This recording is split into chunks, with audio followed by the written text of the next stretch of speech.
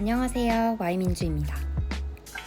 여러분은 지금 살고 있는 집을 사랑하시나요? 이번 영상에서는 돼지우리에서 살던 박순이가 어떻게 집을 가장 사랑하는 집순이가 됐는지 들려드릴게요. 제가 집에 대해 깊이 생각해보게 된 건 자취를 하고 나서였어요. 물론 자취 초반에는 관심도 없었지만요. 20살의 저는 좁고 낡은 첫 자취방에 전혀 애정을 붙이지 못했어요. 새로운 자극으로 가득한 대학 생활은 또 왜 이리 재밌는지 저는 집안이 어떤 모습인지 돌아볼 새도 없이 밖에서 주로 시간을 보냈어요. 그렇게 2년이 흐르고 새내기 생활이 조금씩 무료해질 무렵 어느 날 문득 방이 눈에 들어왔어요. 처음으로 둘러본 집은 난장판 그 자체였죠. 분리수거, 빨래, 설거지 등 집안일이 안 되어 있는 것은 물론 생활하는 공간이 하나도 분리되어 있지 않았어요. 침대 위에 빨래가 있고 싱크대에 책이 있고 책상에는 가방과 화장품이 있는 시기였죠. 내가 이렇게 살고 있었다니. 현타와 동시에 경각심이 든 저는 다른 친구들처럼 나도 좀 예쁘게 살아보자고 결심하게 됩니다. 제가 생각했던 예쁘게 사는 것은 곧 예쁜 인테리어였어요.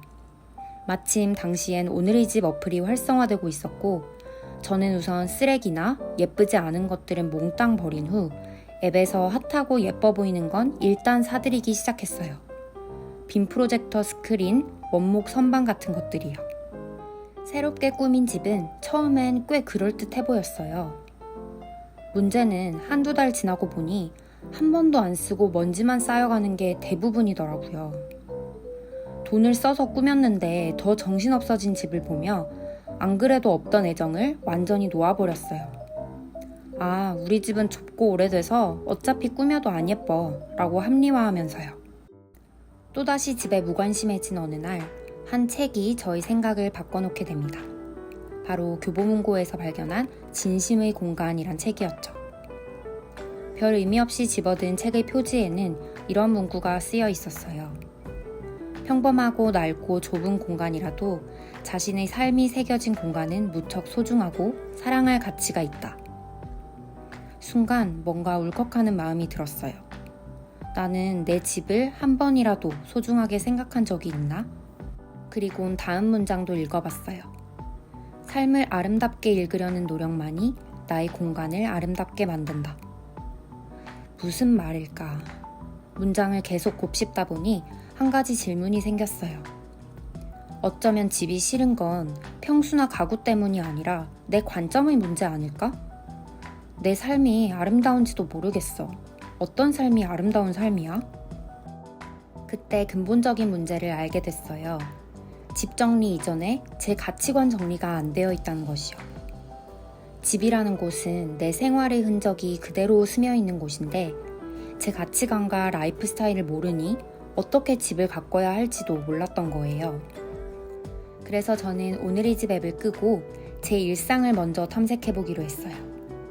내가 평소에 좋아하는 것, 편안함을 느끼는 것 또는 습관들을 떠올려봤어요. 나는 친구들을 초대해서 함께 맛있는 걸 해먹고 대화하는 걸 좋아해. 나는 밤에 혼자 글을 쓰거나 라디오를 들을 때 찐으로 힐링이 돼. 나는 침대가 보이면 그저 누워버리는 습관이 있지. 그렇게 제 일상을 떠올려 보니 어떤 것에 힘을 주고 빼야 하는지가 보였어요. 친구들과 함께 할 수 있는 또 편안하게 글도 쓸 수 있는 큰 탁자와 의자는 꼭 필요했고 취침 공간과 생활 공간을 분리해주는 가벽도 꼭 필요했어요. 하지만 인테리어 인기템인 커피 머신이나 턴테이블, 카페트 같은 것들은 제 일상에 전혀 필요하지 않은 아이템들이었죠. 소중하고 꼭 필요한 것들은 채우고 필요 없는 것은 하나씩 당근으로 팔다 보니 정신없던 집이 조금씩 정돈되어 갔어요. 핫한 템으로 꾸몄을 때보다 훨씬 평범하고 수더분해졌지만 제 맘엔 쏙 들었죠.